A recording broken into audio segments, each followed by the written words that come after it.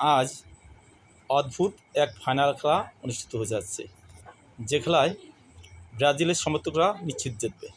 কারণ তারা দ্বিতীয় রাউন্ডের পর থেকে যে দল সাপোর্ট করেছে সেই দলই হেরেছে, কিন্তু আজ তারা জিতবেই। কারণ আজ তাদের দুইটি প্রবাসী টিম খেলবে। তারা হচ্ছে ব্রাজিল প্রবাসী টিম ই এবং ব্রাজিল প্রবাসী টিম এফ। বুঝতে পারলেন না তো? ব্রাজিল প্রবাসী টিম ই হচ্ছে ইংল্যান্ড এবং ব্রাজিল প্রবাসী টিম এফ হচ্ছে ফ্রান্স। কারণ তারা সেমিফাইনালে এই দুটি টিমকেই সাপোর্ট করেছিল। অর্থাৎ আজ তারা হারলেও জিতা, জিতলেও হাল আর জিতলে তো জেতাই। তবে সমস্যা নেই, কারণ আজ তারা একটা গোল্ডেন বুটের রেসে আছে।